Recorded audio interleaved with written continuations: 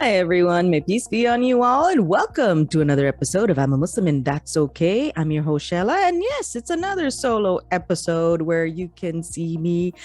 And my God, the pressure is on. I didn't think that it would be this hard to do solo episodes on video. I mean, the thing is, I think it's all inside my head. Okay.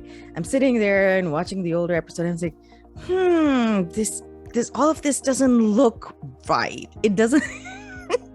And of course, the comparison is always there. You watch the other YouTubers and they have these fancy schmancy backgrounds, and I'm sitting here like, okay, you've got my brown recliner here and like the four pictures behind me for those who can't see me. And I love my pictures, like they're nice.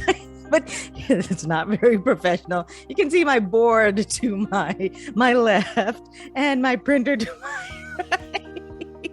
But that's how it is, ladies and gentlemen. I mean, this is all I got. And not for the lack of trying. I'm gonna tell you. I already have like backdrops and stuff like that for some of the photography that I do professionally. But because of all the junk that exists in my room, there is absolutely no way for it to fit behind me or even to the side of me. And then I'm like, the backdrop I have isn't working out. I mean, I don't know how to do this. And I went to like Amazon. There has to be an alternative. How do these other people do it on YouTube? And I found like another one that attaches to the chair. And in theory, it's a really good idea. But wouldn't you know it, it still did not work out. Okay. I bought the thing. It was really cool. It was green on one side if you wanted to do green screen and, make it fancy. And it was gray on the other. Like I would use the gray side and it makes it more neutral and less distracting. But yeah, it still did not work because it was just not wide enough. And I have like, that's what I'm sitting on. Okay, people, I'm not sitting like normal, regular people on an office chair that's obviously, is better suited for those kind of backgrounds. I'm on a recliner. That's how I roll. It's a recliner in my office, and I bought that thing and I tried to fit it on, and that like my backrest is just too wide, and the screen itself was not wide enough. And I'm sitting there, I somehow like pushed it in, and I'm sitting there, it just does not cover enough. So you could it hit the printer, but it didn't hit any of this on my left. And I'm like, this is pointless, this is not working out. So y'all just gonna have to bear with me this way, see my wonderful background in all its glory as it is. And yeah, I mean, for now, at this moment, I don't know what to do with the junk in my office. I'm officially like, this is it. This is a family problem here. Okay, we hoard a lot of stuff that we have, like there's sentimental value attached to it. It's just that we're not using it every day, and we're not even accessing it every day. I think Marie Kondo needs to come in here, but I don't think even she could like deal with this. Oh my God. But yeah, and that's the thing. When I did my last episode, I was like, I want to do another solo, but what would it be about? And I think it's important that not to just talk about, the how thoughts are presented, how we present our thoughts to other people, but that sometimes the way we think or how our thoughts are just so different.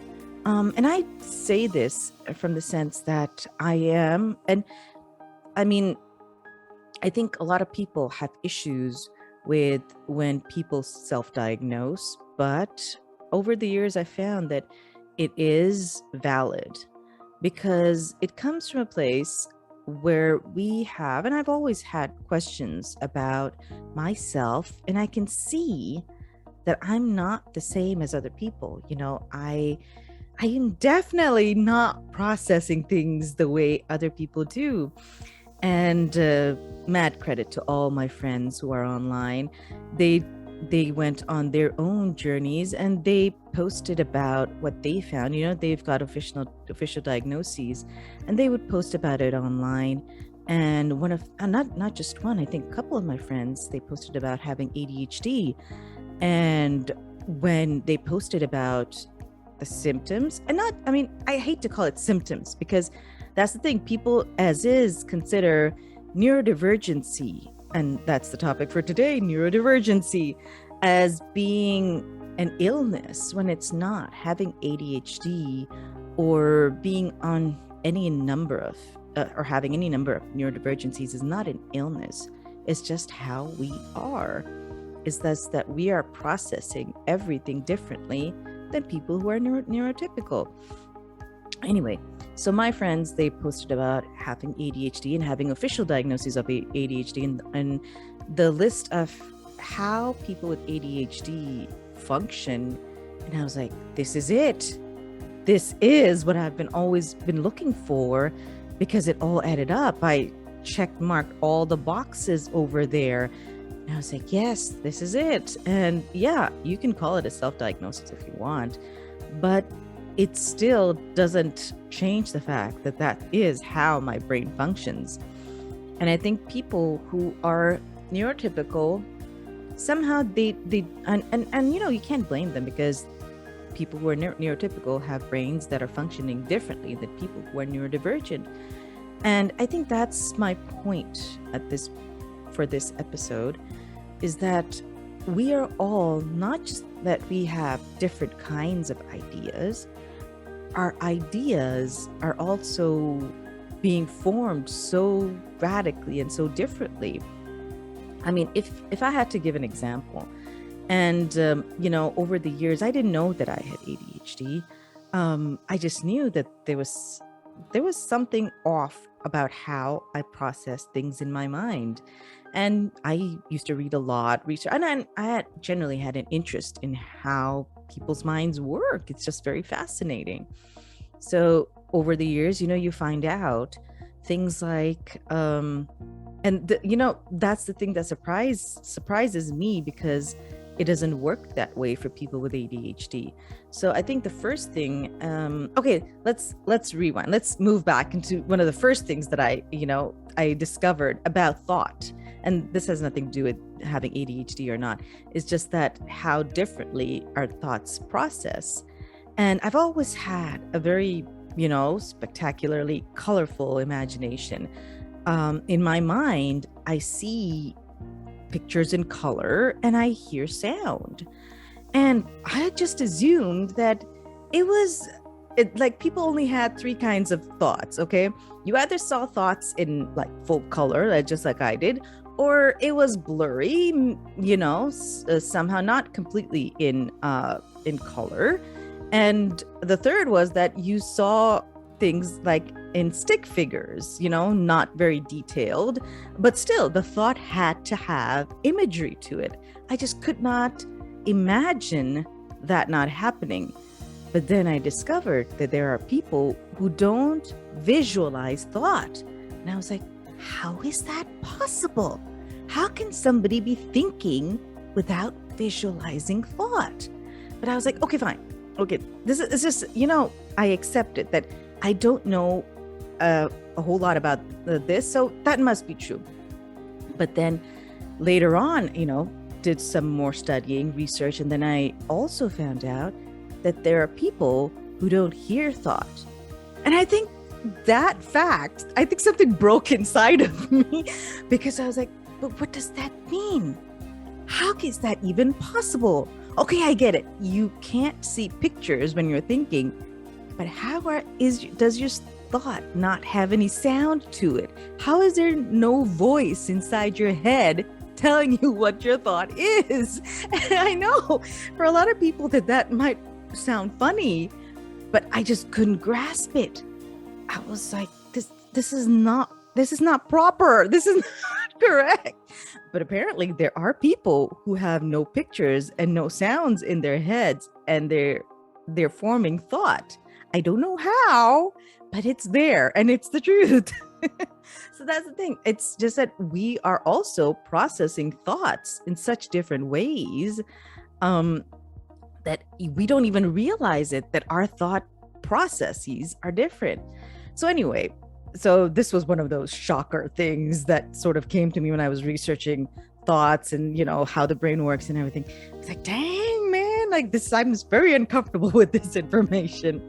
But as you sort of learn more about ADHD, and I learned from my friends online, what I found out was the other thing that was a shocker. And I think it shouldn't have been a shocker, but when you're so used to having things happen a certain way in your brain, you just can't imagine it not being that way. So what I read was that for people with ADHD, they have streams of thought. And I was like, but doesn't that work for everybody else as well? Aren't they always having streams of thought? But then when you read further, you're like, oh no, neurotypical people can shut their thoughts off, but we can't. And I was like, oh my God. So that's it. And that's what I learned about myself, that because I have ADHD, and I think for other people, they'd be like, but what do you mean you have constant streams of thought? I mean, like, we have constant streams of thoughts. Like, even like if at any time I'm not speaking, there's always a thought going on in my head. And people would be like, but what kind of thought? I'm like, it's a random thought. But why would you have a random thought? Like, because it's always there. We always have random thoughts going through our head. And if I had to explain our thoughts, it's just like, if you could imagine a train on a track, but that track forks 10,000 times at any given moment. That's how our thoughts work. So if I, let's suppose, started out with, of course, my last episode's thing, mugs. If I started out with mugs, and that thought started off with mugs and me like drinking from a mug, I could like the thought process would start from there, but it could end with the pyramids in Giza. That's literally how it is. The train keeps changing its tracks over and over and over again in our brains. And that's why we're not having one thought at any given time. We're having multiple thoughts. And then that's why we are generally very distracted as people. But then I think what people who are neurotypical don't understand is that they can shut off their thoughts, which also I find a little scary. I don't know, but I'll get to that later. But we can't. And I think that's a little difficult for somebody who's neurotypical to grasp, that we can't shut off our thoughts. Our thoughts are literally constant. There's literally no way for us to shut it off. I mean, if you can imagine that there's a faucet. The thoughts come out of a faucet, but for every one of us. For people who are neurotypical, you have, I guess, the valve on top that you could, turn it on and turn it off, right? For people who have ADHD, we don't have the valve and the faucet's on, okay? It would be a different thing if the faucet was off, but no, the faucet is on and the valve's broken. There's no way to shut that off. I mean, it's so bad that I remember as a kid, and I grew up on a lot of really like stereotypical kung fu movies. You'd have the protagonists sitting there meditating somewhere, clear their minds. I tried that as a kid. It didn't work because there's always that stream of thought. And for us to even try to stop those thoughts is like, if you like put your hand underneath a running faucet, it's not going to shut that faucet off. All it's going to do is make a mess in your mind. So we don't even attempt it. But that's what it is. That's how it is. Our thoughts are always there and always overwhelming. And sometimes, that's one of those things that when we are having a conversation with somebody, we could be having an active conversation, but our brain is someplace else. We don't mean to do it. It just happens that way. I swear to God, I can't remember the number of times I've had somebody introduce themselves. They say their name. I'm like, I'm gonna remember this name.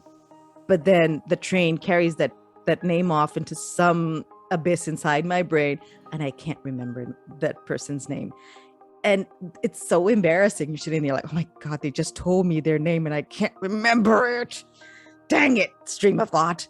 So, but that's how it is. It's just, we're trying. We really are to really focus, but it's hard to focus. I mean, if I had to give another example of how distracting it is, it's if you had one assigned task. Let's say you had to send an email, right? Have to send an email. But you had to send an email inside a room full of tantruming toddlers. You might be able to get it done, but it's going to take a while, okay? Because you have like those toddlers coming in from everywhere wanting your attention and wanting something done. And that's what makes it so hard for people with ADHD to finish tasks, is that we're trying to focus, but we have another thought, and that thought distracts us. And it's just that it's not for people who are neurotypical, they'd be like, but you ignore that thought, but that's not how it is.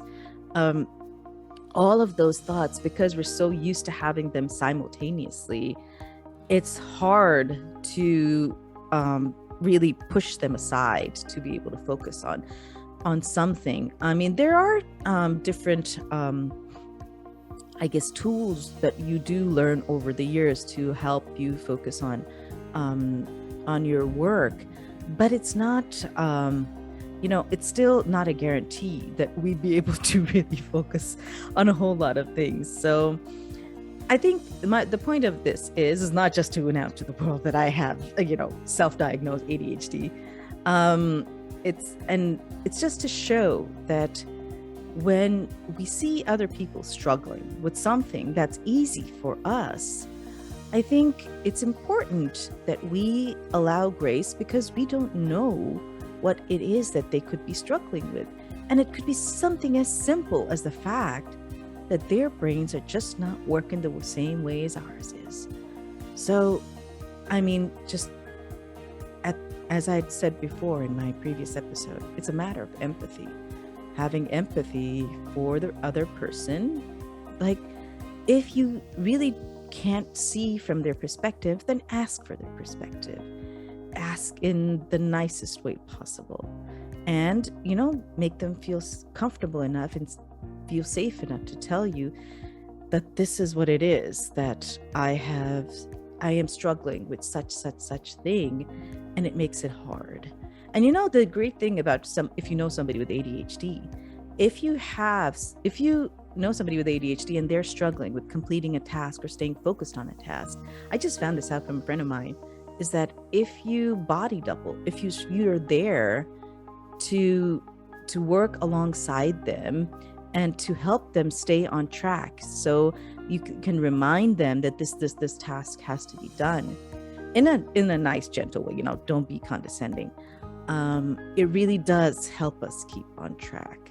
So, you could be really, really helping somebody out. It'd be great. So until next time, I hope, y'all forgive my, unprofessional background for those who are watching on YouTube.